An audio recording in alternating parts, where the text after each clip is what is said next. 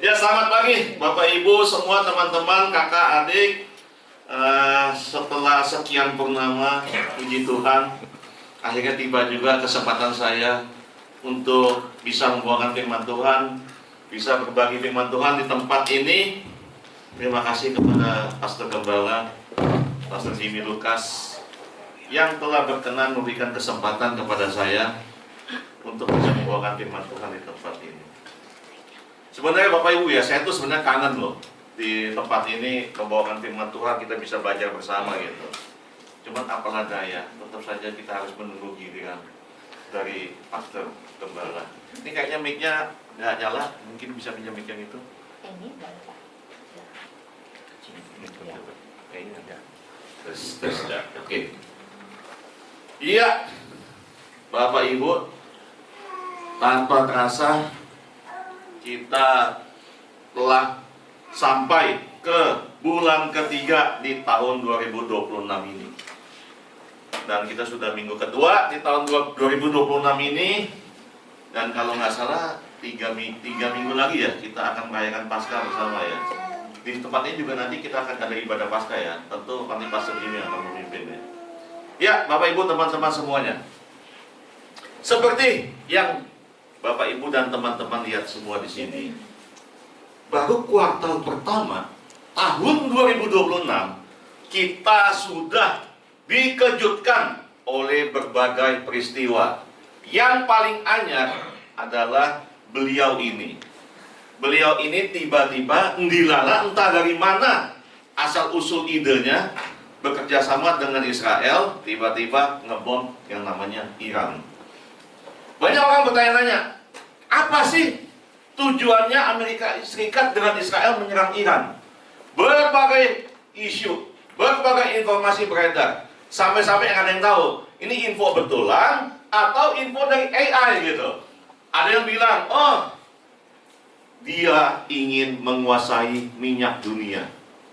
Ada yang bilang begitu. Dan memang kenyataannya harga minyak saat ini mulai beranjak naik.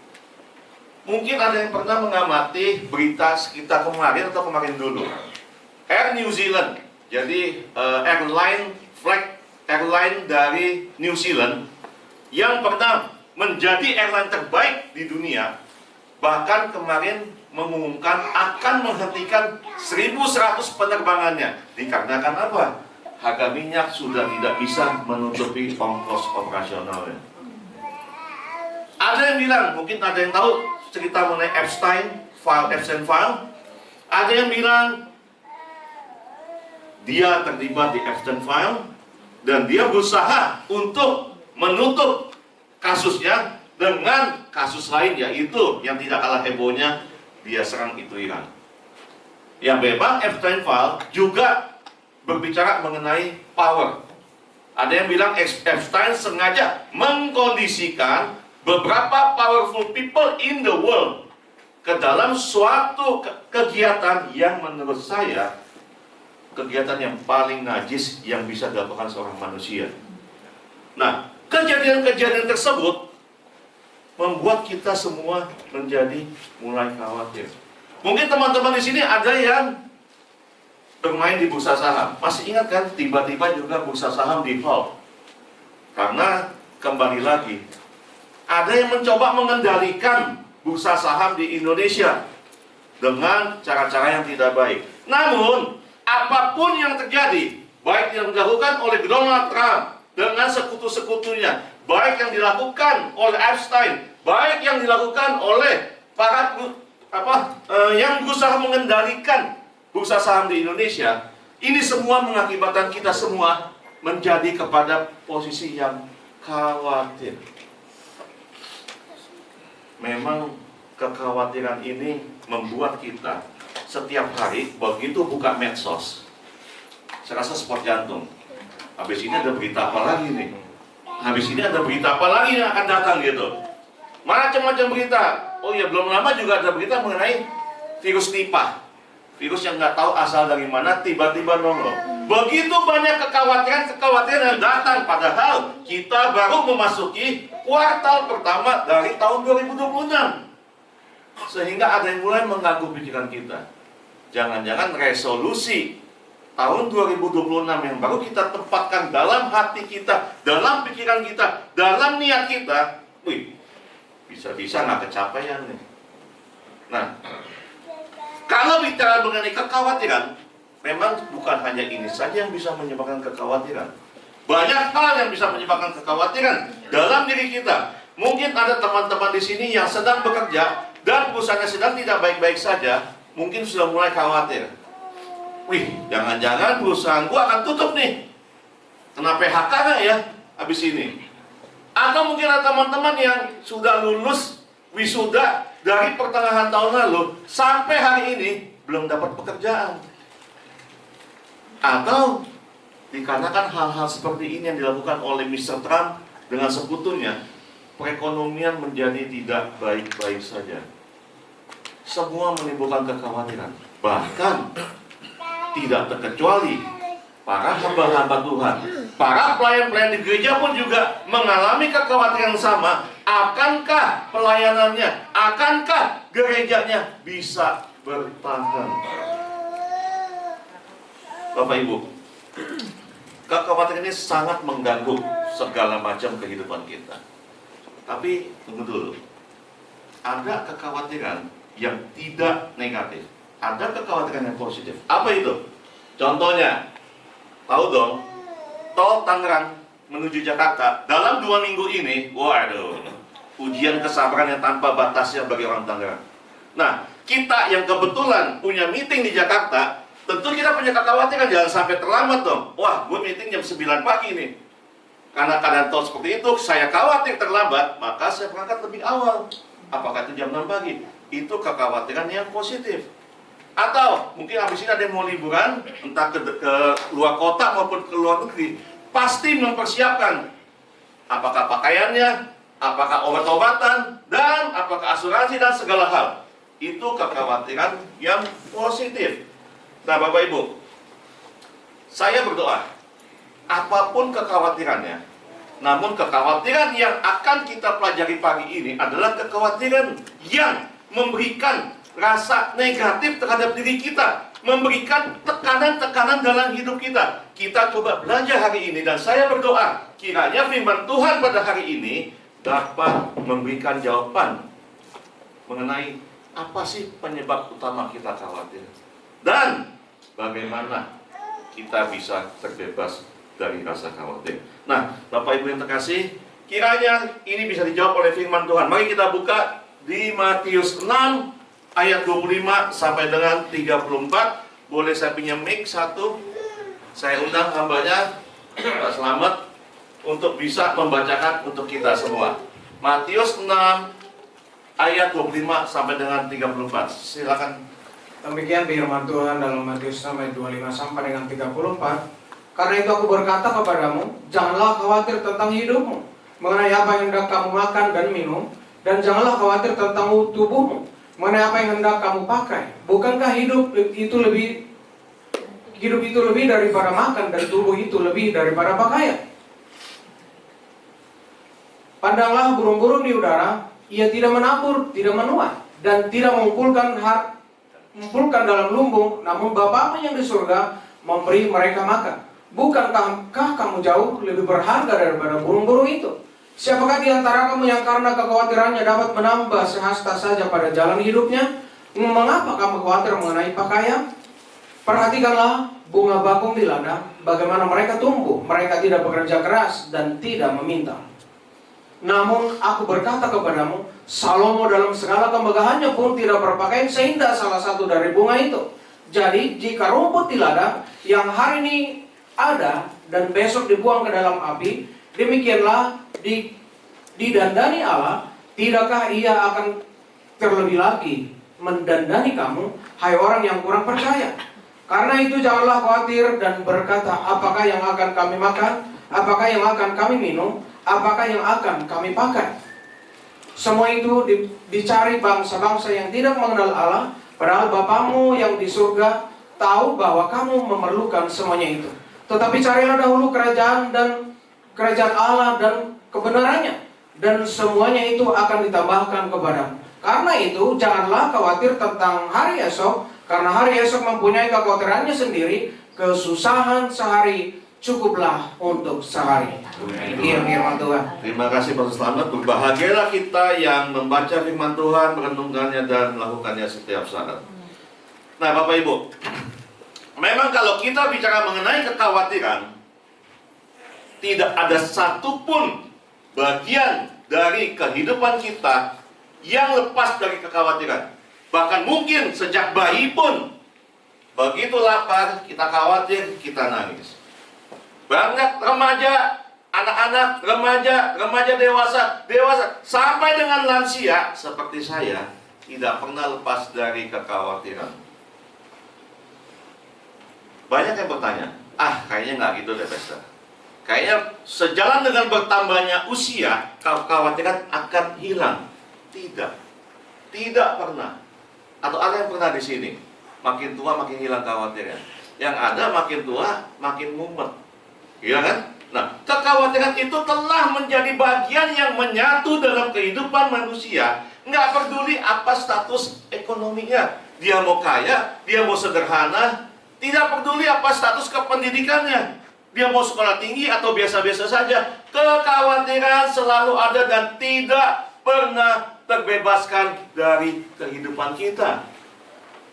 Bahkan seorang nabi yang sangat luar biasa, Abraham, bapak orang beriman, ia pun tidak lepas dari kekhawatiran. Masih ingat cerita begitu waktu Abraham membawa istrinya Sarah ke kota Mesir supaya mereka terhindar dari kelaparan. Begitu sampai pintu gerbang kota Mesir, pada saat itu ada suatu kebiasaan juga ya di saat itu, kalau melihat wanita cantik, ya, dan diketahui oleh orang lain bahwa wanita cantik ini adalah istri dari orang lain. Jika kita punya power atau kita kayak punya kekuasaan gitu, kita bisa mengambil istri orang tersebut dengan membunuh suaminya. Nah, Sarah adalah seorang wanita cantik dan Abraham khawatir akan hal ini. Apa yang dia lakukan? Begitu sampai gerbang, dia bilang sama Sarah, sayang, kamu ngakunya jangan istri saya ya. Kamu ngakunya kamu adik saya. Karena kalau kamu ngakunya istri saya dan ada orang yang berminat sama kamu, saya bisa dibunuh.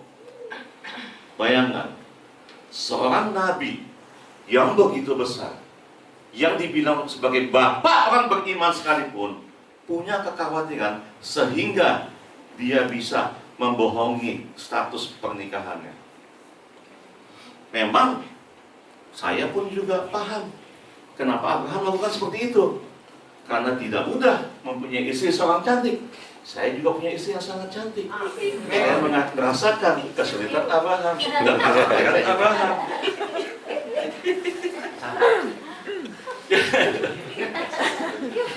Cuma senyum-senyum aja katanya.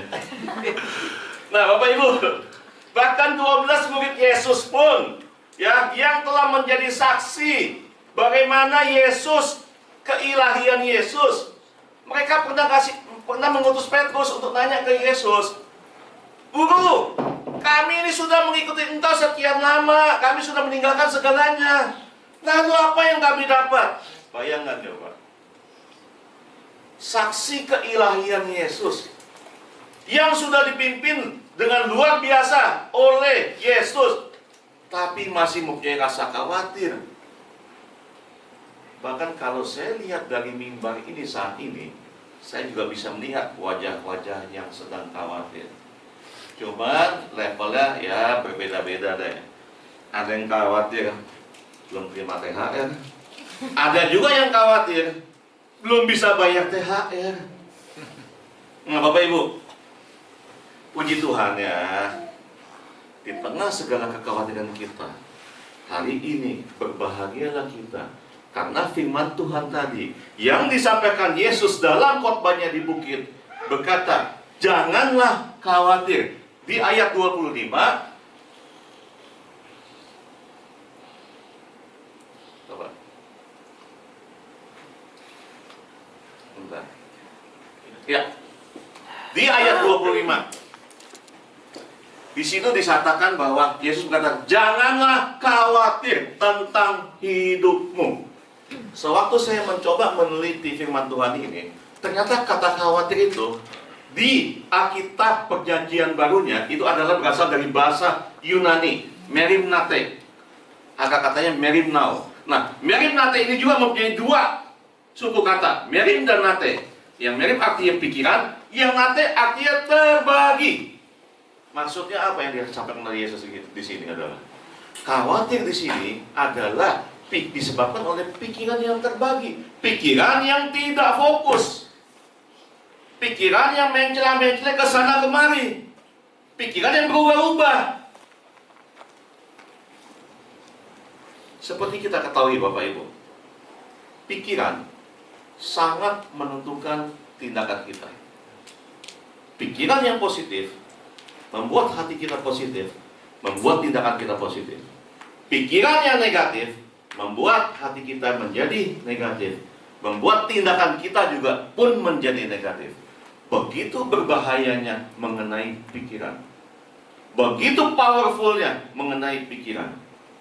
Sehingga kalau pikiran kita tidak fokus alias kacau balau, apa yang akan terjadi? Semuanya menjadi galau. Kalau sudah galau, yang timbul apa tadi yang saya bilang? Kekhawatiran. Mau dikasih Tuhan berkat sebesar apapun, mau dikasih Tuhan pendidikan setinggi apapun, kalau pikiran kita selalu mencela-mencela, selalu tidak pernah fokus, selalu mau begini, mau begitu, tidak pernah stabil, pastilah kita akan hidup menjadi orang-orang yang khawatir. Saya punya satu cerita. Ini kejadian nyata. Suatu hari, saya bawa mobil saya sendiri. Saya ke tempat cuci mobil. Sewaktu saya cuci mobil, saya duduk diam. Datang seorang anak muda dengan mobilnya yang kekinian, mobil sport. Datang, cuci mobil juga. Dia duduk sebelah saya. Sewaktu kami duduk sini, di pojokan sana ada satu keluarga dengan anak-anak masih kecil-kecil, juga sedang mencuci mobil ayahnya.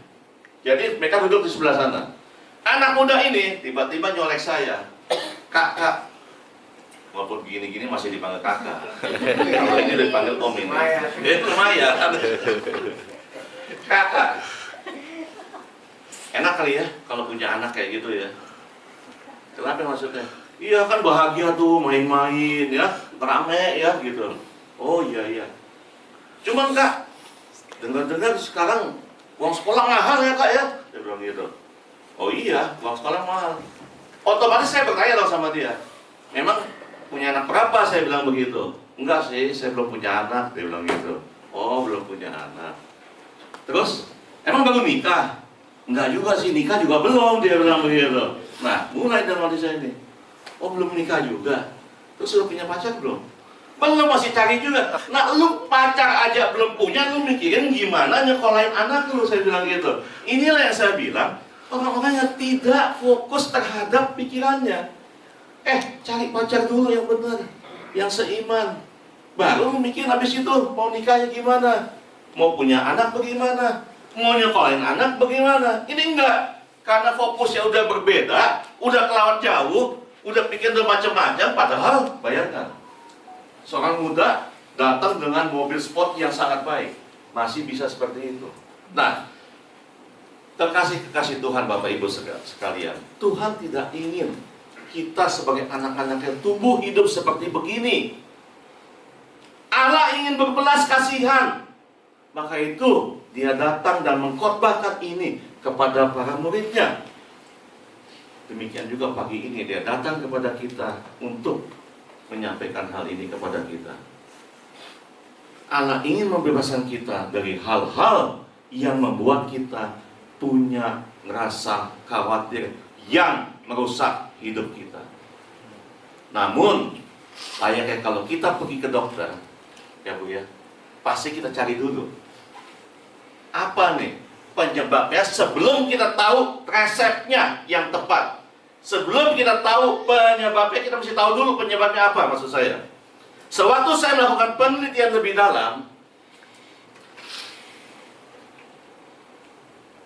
ya, ternyata saya justru menemukan kunci penyebabnya ada di satu ayat sebelumnya, di perikop sebelumnya, yaitu di ayat 24 di bawah perikop hal mengumpulkan harta. Nah, Bapak Ibu, coba kita lihat apa firman Tuhan di ayat 24 mengenai hal ini. Loncat ya. Tuh. Yang 24. Yang setelah ini.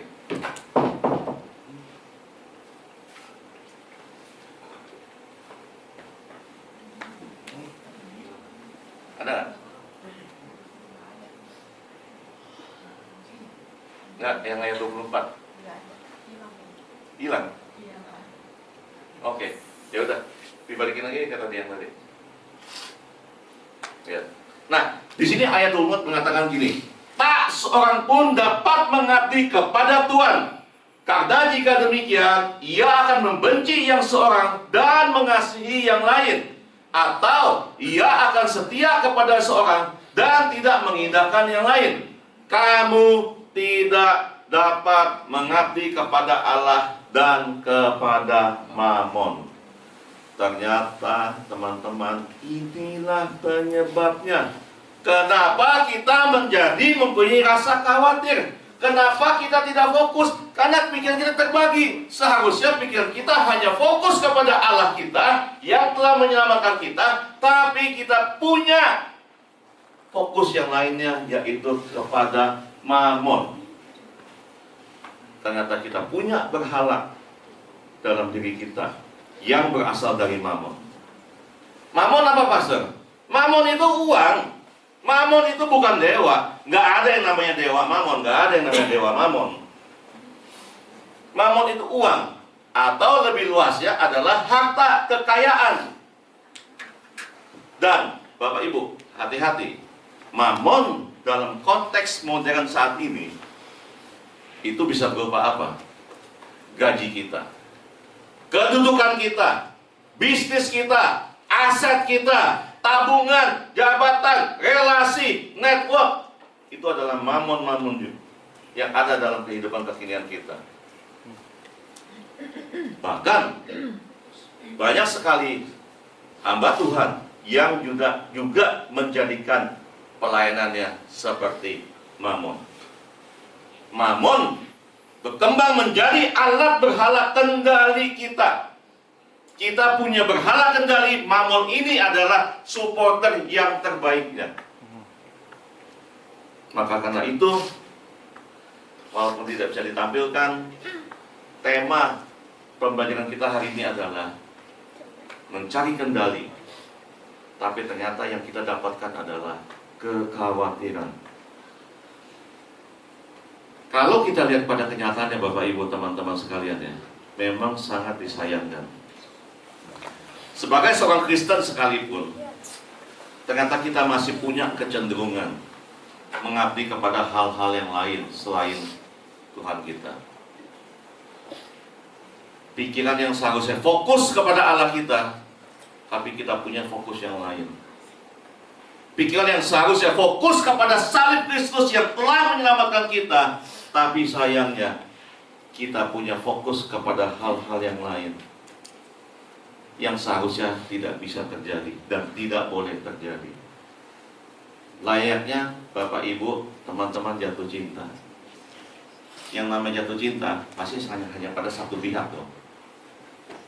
Kecuali Bapak Ibu player. Kita semua di sini bukan player. Jemaat UFCC tidak ada yang player. Kita begitu kita jatuh cinta, pasti kita akan setia kepada cinta kita. Amin. Nah, Bapak Ibu, di sini Yesus mengatakan tadi apa? Kamu tidak dapat. Kamu tidak dapat. Ini adalah suatu perintah yang sangat jelas. Sangat jelas. Dan setelah Yesus mengatakan ini, dia masuk ke ayat 25. Yang dia mengatakan, kenapa kamu harus mengabdi kepada dua Allah? Janganlah khawatir. Sangat jelas sekali. Rahasia firman Allah ini banyak yang tidak jeli saat membacanya. Waktu saya meneliti ini, saya sangat terkejut sekali. Pantes, walaupun kita orang Kristen, walaupun kita rajin ke gereja, walaupun kita mengangkat tangan memuji dan menyembah Allah, tetapi kenapa kok rasa kekhawatiran sulit sekali hilang dari kehidupan kita? Karena kita punya pikiran tujuan lain dalam hidup kita yang bernama mamon. Dan seringkali kita menjadikan mamon ini sebagai tujuan hidup kita. Dan bahayanya, seperti yang saya katakan tadi, mamon adalah fasilitator terbaik untuk mendukung berhala kendali dalam hidup kita. Bapak Ibu, kalau kita mengabdi kepada mamon dan menjadikan mamon segala sesuatu dalam hidup kita, maka kita akan punya paradigma atau pandangan hidup apa? Tanpa mamon, saya tidak bisa hidup enak. Tanpa mamon, saya tidak bisa dihormati oleh orang lain. Tanpa mamon, saya tidak bisa dihargai orang lain. Tanpa mamon, hidupku akan menjadi sia-sia. Tanpa mamon, aku bukan siapa-siapa. Tapi kalau punya mamon, aku akan punya kendali atas semuanya. Inilah paradigma hidup orang yang fokus kepada mamon. Kalau fokus kita sudah seperti ini, bagaimana lagi caranya kita mau fokus memuliakan Tuhan? Mungkin Bapak Ibu ada yang bertanya, so Pastor, mamon jahat dong ya? Tapi kan kita perlu. Mamon tidak jahat. Mamon memang kita perlukan. Yang namanya uang pasti kita perlukan. Tapi jika uang tersebut di tangan orang jahat, bisa menjadi bahaya. Di tangan orang baik, bisa menjadi hal yang baik. Dan jika mamon dijadikan suatu berhala, maka engkau akan mengalami hal yang akan sangat mengkhawatirkan hidupmu selalu. Karena engkau akan kepikiran, seperti yang saya bilang tadi, gua kalau nggak punya duit, gua pasti dicuekin orang. Gua kalau nggak punya duit, gua nggak bisa ini, nggak bisa ini, nggak bisa ini, nggak bisa ini. Sehingga kita lepas fokus kita dari Allah kita. Tapi kalau saya lihat-lihat ya, memang wajar sih.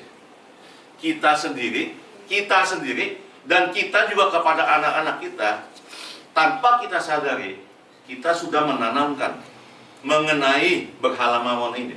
Contohnya paling simpel. Kalau kepada anak-anak apa? Nah, lu mesti cari sekolah yang nanti lu gedenya bisa dapat duit banyak. Nah, lu mesti kerja pokoknya cari yang pokoknya bisa duit lu banyak aja. Lu harus hidup jadi orang kaya. Makanya coba ke universitas. Fakultas apa yang paling banyak mahasiswanya? Ekonomi. Fakultas ekonomi yang paling banyak. Jadi memang kehidupan manusia, kehidupan kita sendiri tanpa kita sadari sudah menanamkan hal itu. Sudah kehilangan akan fokus kita yang harusnya kepada salib Kristus. Nah Bapak Ibu, sebagai hamba Tuhan yang belajar Alkitab, terpaksa memang saya harus menyampaikan hal ini, walaupun tidak enak di kuping. Tapi kalau tidak saya sampaikan kebenaran, menjadi lebih tidak baik lagi. Ada yang bertanya kepada saya, Pastor, jadi sebenarnya cara hidup mamon ini, cara hidup yang mendewakan uang ini, cara hidup siapa? Firman Tuhan menjawab di yang kita baca tadi, di ayat 32. Saya baca mulai dari ayat 31. Karena itu janganlah khawatir dan berkata, apakah yang akan kami makan, apakah yang akan kami minum, apakah yang akan kami pakai. Semua itu dicari bangsa-bangsa yang tidak mengenal Allah. Bangsa-bangsa yang tidak mengenal Allah lah yang mendewakan mamon. Bangsa-bangsa yang mempunyai motivasi uang sebagai tujuan hidup. Uang adalah kenikmatan yang harus dikejar. Kalau aku punya uang, aku akan bangga dalam hidupku. Aku akan dibilang orang yang berhasil. Bahkan kemarin dalam acara pria integritas di GSCA Monan, ada yang bertanya sama saya, Apa kesimpulan dari orang yang sukses? Apakah punya banyak uang, tapi tidak pernah ke gereja, tidak mengenal Allahnya? Saya bilang itu bukan orang sukses. Saya bilang dia sukses secara duniawi, tapi secara spiritualnya, secara rohaninya, secara orang Kristennya, dia sangat tidak sukses. Tuhan jelas-jelas dalam Alkitabnya sudah mengajarkan kepada kita, kita bukanlah orang-orang yang demikian. Dan saya percaya kita semua yang ada di GSCI YFCC Jakarta ini bukanlah orang-orang yang tidak mengenal Allah. Kita semua adalah orang yang mengenal Allah. Dan kita harus berbeda dari mereka yang dikatakan tidak mengenal Allah. Kalau boleh saya pakaikan istilah lebih keras, orang yang tidak mengenal Allah, itulah yang disebut kafir. Dan kita bukanlah kafir. Amin? Amin. Kita adalah orang-orang yang mengenal Allah, Bapak Ibu. Kita sudah ditebus dengan darah yang mahal oleh Tuhan Yesus di atas kayu salib. Kita seharusnya tidak boleh punya pola pikir seperti ini. Kita butuh mamon, tapi tempatkan tempat yang sebenarnya. Gitu. Sangat menyedihkan. Banyak orang datang ke gereja, "Woi, puji Tuhan, menyembah, mengangkat tangan Tuhan." Begitu melakukan persembahan, doanya apa? "Tuhan, ini gua kasih lu persembahan Tuhan ya, tolong ya lu balas gua sebanyak-banyaknya ya." Jadi dia menganggap uang yang dia bawa untuk persembahan itu hasil dia sendiri, yang dia pakai untuk nyogok Tuhan. Sorry my friend, Tuhan kita tidak bodoh. Mungkin kalau suaranya bisa di audible, dia akan bilang, ulangin duit lo, gua gak perlu duit lo. Sangat menyedihkan. Sangat menyedihkan. Saya kadang-kadang saya bilang, aduh darah Yesus, saya kalau mendengar orang berdoa seperti itu. Apakah itu disebut persembahan kita kepada Tuhan? Bukan. That is another mammon. Another mammon that you make, that you are doing. Jangan percaya hal-hal yang aneh-aneh mengenai persembahan. Persembahan is all about our heart. Kita harus punya sukarela. Kita sudah diberi dulu oleh Tuhan.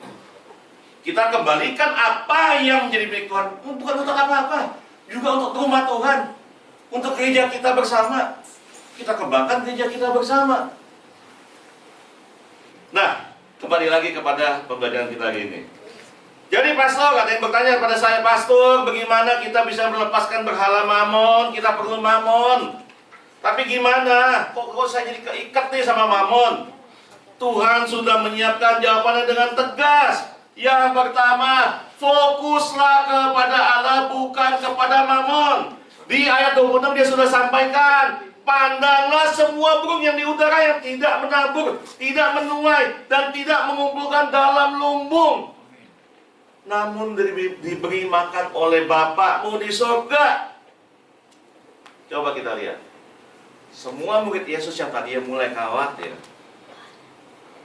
khawatir dan hanya menatap mamon, khawatir atas masa depan mereka,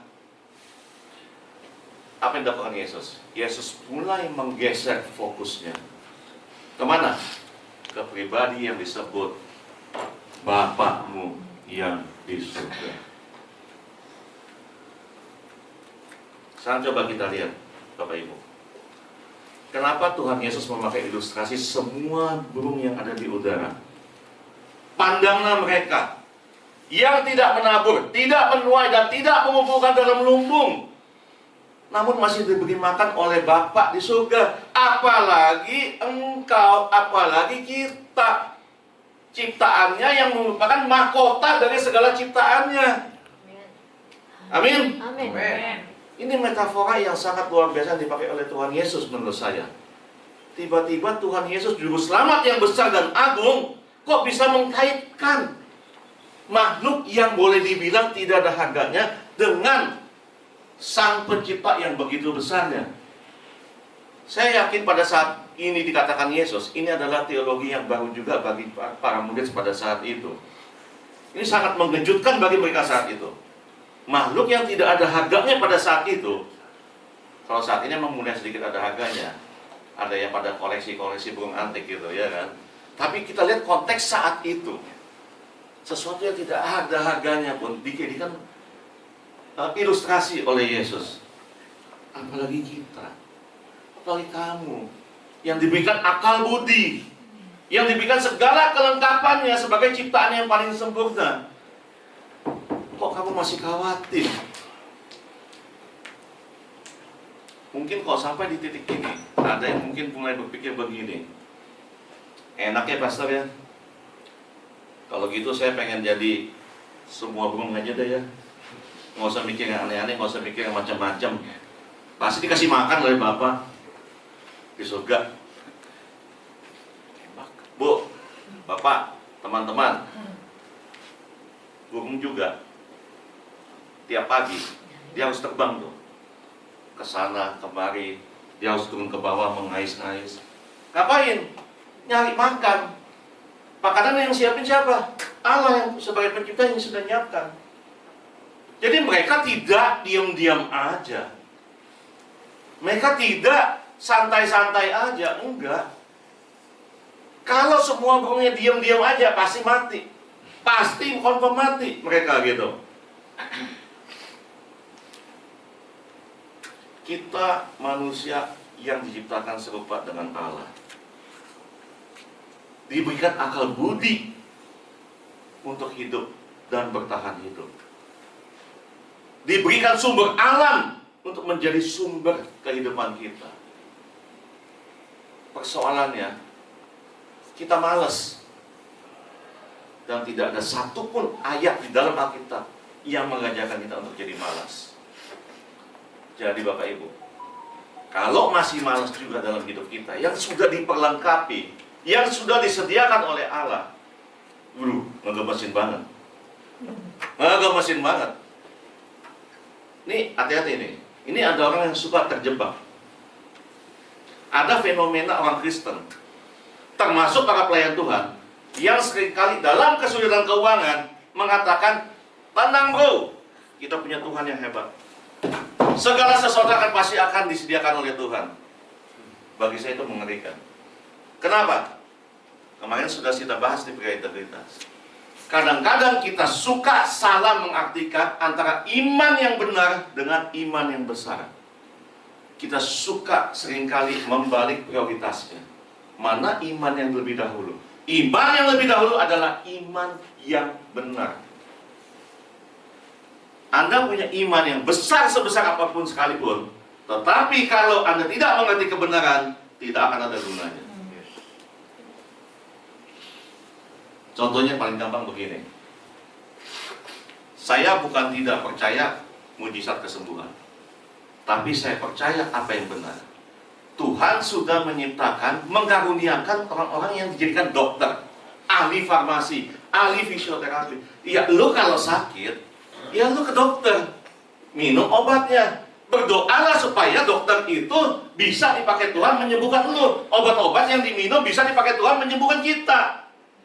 Bukan lu hindari itu semua, lu diam di rumah sakit-sakit, ya kan? Lu lepas itu semua, gua nggak perlu ke dokter, gua nggak perlu ke rumah sakit. Lu berdoa, bisa mati, confirm bisa mati, gitu. Nah itu yang saya bilang, kadang-kadang punya iman yang besar, tapi iman yang nggak benar. Ada lagi seorang teman saya, ini lebih sadis lagi nih, seorang pengusaha nih. Suatu hari kegiatan usahanya gagal. Saya bilang, bro, ayo semangat, bangkit lagi. Udah lah bro, nggak usah, tenang aja. Kok tenang aja? Pasti Tuhan akan pelihara gua, bro, pasti suatu saat gua akan dibangkitkan. Iya tapi kagak juga lu diam di rumah. Mau gimana mau tiba-tiba tuh jatuh dari kolong langit, gubrak gitu, pecahin genteng, ya kagak juga saya bilang gitu. Nah, ini yang saya bilang, ini yang saya sampaikan di sini, bahwa kita harus berhati-hati. Kelihatannya iman besar padahal salah. Tetapkan dulu iman yang benar. Artinya gini, kalau ada kesulitan keuangan ya kerjalah yang lebih giat. Kalau sakit ya ke dokter lah gitu. Nah Bapak Ibu, kembali kepada poin pertama ini. Tewas. Haris. Nah, Yesus sudah mulai menarik fokus kita dari Mammon kepada Tuhan, kepada pemelihara kita, kepada Allah. Yang kedua, yang terakhir, apa yang Tuhan ajarkan kepada kita untuk lepas dari kekhawatiran? Lewat lagi. Yang kedua adalah kita tunggu atau oke. Carilah dahulu kerajaan Allah dan kebenarannya. Fokuslah pada mencari dulu kerajaan Allah dan kebenarannya. Di ayat 33 Tuhan Yesus jelas mengatakan, tetapi carilah dahulu kerajaan Allah dan kebenarannya, dan semuanya itu akan ditambahkan kepadamu. Kita lihat apa yang disampaikan Tuhan Yesus. Lu khawatir karena lu kebanyakan gak fokusnya. Lu mesti fokus kepada gua, kepada yang menamakan lu, tapi lu fokus kepada Mamon karena lu ingin mengendalikan segala sesuatu kepada Mamon. Dan ditarik sama Tuhan nih. Yuk, kita baik yang benar ya. Ke satu tadi kepada Tuhan. Kedua, mencari dulu kerajaan Allah dan kebenarannya. Mencari kerajaan Allah dan kebenarannya. Ini dua kelompok kata yang sebenarnya kalau diartikan mempunyai arti yang sama. Apa artinya? Very simple. Ikutilah firman Dia. Ikutilah ajaran Dia. Lakukanlah firman Dia. Lakukanlah semua undang-undang yang telah Dia tetapkan. Kalau kita boleh sebut itu sebagai undang-undang. Lakukanlah nilai-nilai yang telah Tuhan sampaikan kepada firman-Nya. Very simple. Taati firman Tuhan, lakukan firman Tuhan. Jangan hidup dalam dosa. Very simple. Fokus kepada Allahmu, taati Dia, jangan lakukan dosa. Kalau Bapak Ibu saat ini sedang mencari teman hidup, carilah teman hidup yang beriman. Kalau sedang mencari pekerjaan, carilah pekerjaan yang tidak melanggar norma kehidupan kita sebagai orang Kristen. Ya kan? Yang sudah berumah tangga, ayolah bangun rumah tangga Anda sesuai dengan firman Allah. Sangat mudah, sangat gampang. Semuanya akan ditambahkan kepadamu. Ini jangan menjadi mamon lagi nih, hati-hati nih. Semuanya akan ditambahkan kepadamu. Apa yang akan ditambahkan kepada kita? Saya mencatat ada dua hal di sini. Hal yang pertama, materi. Pasti materi. Tapi materi ini diberikan kepada kita yang sudah berubah, yang sudah tahu fokus kita kepada siapa, yang sudah mencari dan menemukan kerajaan Allah dan kebenarannya. Kelimpahan materi inilah yang akan diberikan kepada kita. Karena Allah tahu, jikalau Anda memang sudah berubah, sudah tahu, Dia tidak pernah akan meninggalkan Anda. Ketika Allah melimpahkan dan kita percaya, bagaimana kita harus menggunakannya, maka kelimpahan materi ini pastilah akan diberikannya kepada kita. Yang kedua, selain materi apa? Rohani, kelimpahan spiritual. Siapa di sini yang nggak mau hidupnya penuh sukacita? Pasti nggak ada. Jadi fokus Tuhan sangat jelas di sini dan sangat simpel. Lepaskan mamon dari impianmu. Lepaskan mamon dari berhalamu. Bukan berarti kita tidak butuh. Kita butuh. Dan Tuhan tahu kebutuhan kita. Tuhan tahu kebutuhan saya. Tuhan tahu kebutuhan Bapak Ibu, teman-teman semua. Tinggal berusaha dengan baik. Jangan mendewakan mamon. Amin. Amin. Saya undang teman-teman untuk bisa. Jadi Bapak Ibu, jangan lupa, kelimpahan akan diberikan kepada kita semua, baik kelimpahan materi maupun kepada kelimpahan rohani. Hanya kepada kita yang sudah berubah, kita yang sudah menjadi keluarga kerajaan Allah, kita yang punya konsep hidup. It's not about us anymore, it's about Him. Sebelum menutup pembacaan hari ini, izin saya menyampaikan pesan Injil atas pembacaan firman Tuhan pada hari ini. Injil tidak berkata, berhentilah bekerja keras. Injil berkata, berhentilah menjadikan hasil kerja sebagai berhala kendali dirimu. Artinya apa? Injil membebaskan kita dari mamon bukan dengan membuat kita menjadi miskin, tapi dengan memerdekakan hati kita. Amin. Salib Kristus menyingkapkan kabar baik bahwa kita tidak memegang kendali atas hidup kita, tetapi kita berada di tangan Allah yang berdaulat dan yang telah mengasihi kita sampai mati. Bapak Ibu, di salib Kristus kita belajar bahwa kendali atas hidup tidak pernah berada pada kita. Tapi inilah justru yang menjadi kabar baik bagi kita semua, karena hidup kita berada di tangan kendali yang namanya Allah, yang begitu besar, yang begitu agung, yang begitu baik, dan yang telah menyelamatkan kita dari segala dosa. Berhentilah menjadikan kendali, power sebagai berhala dalam hidupmu, karena kita percaya karya salib Kristus itulah yang terbaik yang telah terjadi dalam hidup kita. Amin. Mari saya undang Bapak Ibu untuk semua bangkit berdiri. Ini adalah pesan untuk ibadah kita hari ini.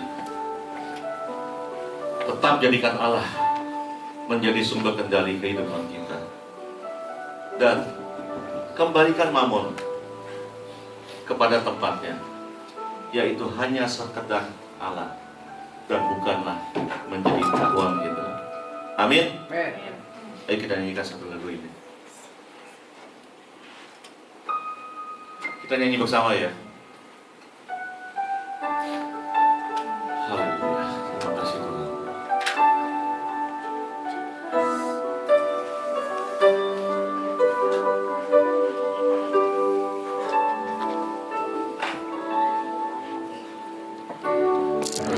Perhatikanlah bunga bakung di ladang, Tuhan hiasi tahu saat berdoa, Tuhan dengan saat bersyukur, Tuhan berani. Mari kita berikan tepuk tangan kepada Tuhan kita. Tuhan tahu saat kau minta, Tuhan dengan saat percaya, Tuhan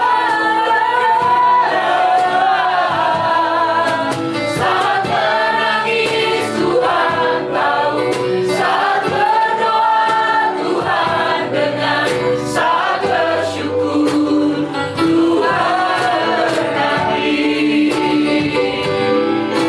Saat kau perlu, Tuhan tahu. Saat kau minta, Tuhan dengar. Saat percaya, Tuhan bekerja. Saat menangis, Tuhan tahu. Saat berdoa, Tuhan dengar. Saat bersyukur, Tuhan berani. Sidang jemaat yang terkasih, Bapak-bapak, ibu-ibu, teman-teman, semua kekasih Allah, Tuhan telah izinkan kita melewati masa-masa sulit dalam kehidupan kita. Namun kita percaya Tuhan punya rencana yang sangat indah dalam kehidupan kita. Percayalah, rancangan Tuhan adalah rancangan yang damai sejahtera. Hari ini kita ada, hari ini kita hidup, hari ini kita masih bernafas.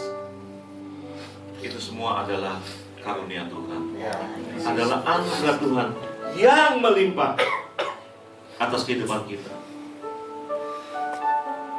Seberapa banyak di antara kita yang mengalami mujizat dan pertolongan dari Tuhan? Engkau boleh bertepuk tangan dan mengucapkan syukur dan terima kasih kepada Tuhan. Tuhan, Kau begitu baik, sungguh baik. Sungguh baik, amat sangat baik. Thank you Jesus. Thank you Jesus. Thank you Jesus. Saat kau perlu Tuhan tahu, saat kau minta Tuhan dengar, saat percaya Tuhan bekerja,